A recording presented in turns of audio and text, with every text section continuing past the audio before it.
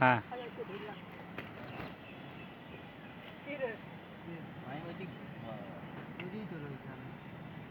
একটু দে দে আর একটু দে দে আর দে আরো দে আরো যাবে আমার লাগান থাক দে আর একটু দাও আমি বলবো না দাও হোপ এবার সোজা করো তো দেখি দেখা গেল রাতুল রাতুল হ্যাঁ আরেকটু দে আরেকটু টাইট দে সামান্য একটু টাইট দে এটা অল্প চুল পরিমাণ